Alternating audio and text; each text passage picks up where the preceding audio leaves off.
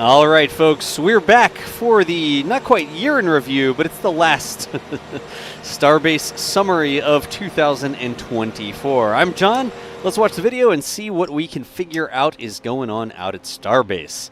Kicking it off here with some views a week ago, 10 days ago it looks like, all the way back with the booster rolling out to Massey's to begin its test campaign. They still take them out there for the cryo testing at Massey's. Now at Massey's they don't have a place where they can static fire boosters, yet? Question mark?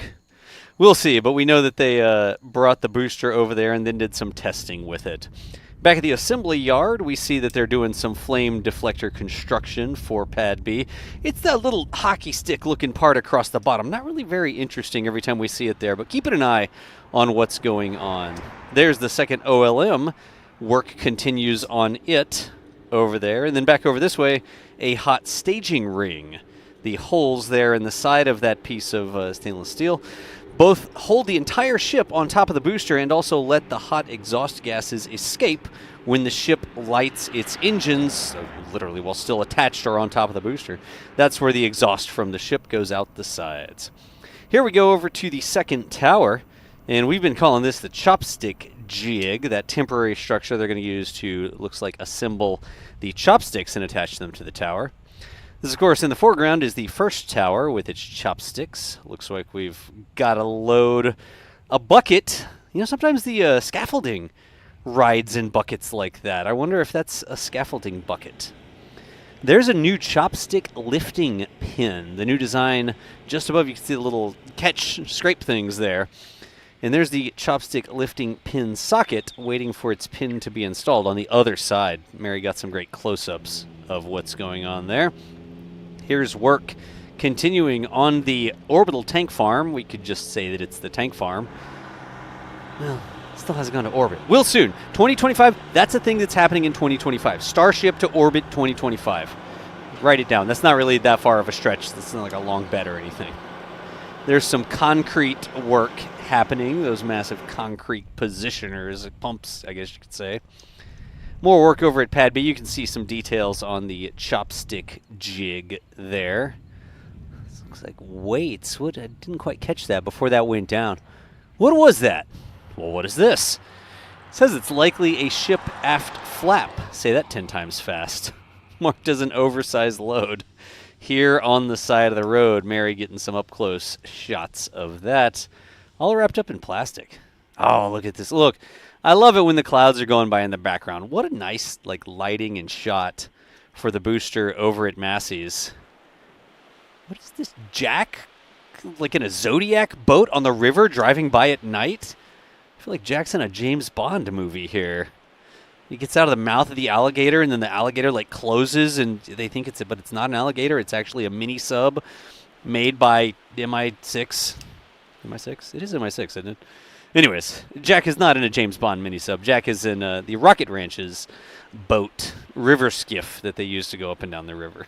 So, massive thanks to Rocket Ranch for giving Jack a ride by the Massey's test site with the booster there. It's a cool, unique angle. This is going to be Tower 1 because it has the little weather station up on top of it. All the cameras mounted in the upper left-hand side there. Looks like we're hopping back. That's the same lifting pin before. I don't see any difference there from that previous shot. Looks like they haven't installed the rest of it. Or have they? Maybe I need to go back and A/B test those two things. Y'all will do that for me. I rely heavily on y'all to tell me when I didn't see something correctly. I'm not embarrassed. There's Ship 35's nose cone heading over to the second Mega Bay. Just sneaking in through the door. Look at the doors blowing in the wind, those fabric garage doors. As always, buses coming and going, people walking back and forth, riding bikes. It's like a crane in the foreground there. And then a bus. And then the doors close. Neat. Okay, alignment pushers moved. There you can see things going back and forth laterally across the top of the chopsticks there. There you go. You can see them sort of all the way out to their extent. Are they going to retract back in? Nope, they're just going out. And here's a time lapse from a little tough view here, but it's the cryo test. You can see the ice forming on the side. God, when you get that nighttime contrast, you could really see the ice there for a second. But continuing on with its testing over at Massey's. More shots of the second OLM. I'm not sure what's going on with that gate, wiggling back and forth, but whatever. We've seen this one on occasion, just looking up the line there at Ship 20 and the cryo test stand. Some people in the background taking some, or in the foreground, I guess, taking some shots as well. Here's Mary catching some more Booster 15 cryo testing. You can really see the frost line going up as the humidity in the atmosphere freezes onto the outside of the tin can. Well, stainless steel can, but what's the difference really? Well, there is a significant difference between tin and stainless steel, but whatever. The frost forming on the side of the booster there. And then after a successful test campaign, we see it returning back from Massey's in a very rare, by the way, daytime roll. You don't often get to see daytime rolls. A lot of times it's night and it's all dark. And so it is a special treat to see one of these things moving around in the daylight. They're quite elusive species, preferring to move under the cover of darkness. I mean, they can't really hide. It's not like they can slink through the bushes or anything like that, so they have to have darkness if they're going to move anywhere. But we usually see them whatever time they go. But nice, I mean, fantastic lighting there when it comes in the day. And Mary setting up to catch that thing as it goes back in for some additional checkouts after after its testing. What is a booster hat? We're talking about the top part of this, and it looks like the grid fin holes are closed out as well. It's like a structure. They don't have an entire clean room for this, but they still need to keep FOD and sand and dust and salt water out of the top of that thing, apparently. And so they've designed a booster hat that they put onto it. Anyways, here we've got the flame diverter again. You can see it's not quite only a hockey stick shape. I'm going to speed run a couple of these, it looks like. There's some parts at the production site. You can see the ship lifting squid. Yeah, there you go. The yellow part there. It's just sort of like in storage now. Does it say Booster Tribe in the background? The way they have some of the stuff labeled is interesting to see. There up close we have Tower 2. You can see the red jig as well. Booster 15 moving around over in a mega bay. Sneaking a peek inside the Star Factory. Now, in the middle of this shot, there's something interesting. Let's see if we get some close-ups of it. Yeah, there you go. The HLS airlock prototype. I know Jack and Mary both got some shots of this, but there's a little hatch on the side, and it's painted white. That's how you know it's for the HLS program, as opposed to the raw stainless steel on everything else. White denotes HLS. I made that up, but it's a pretty good rule of thumb. And then the typical parade nose cones looking through the windows of the Star Factory at night. The conveniently installed windows allowing us to see into Star Factory.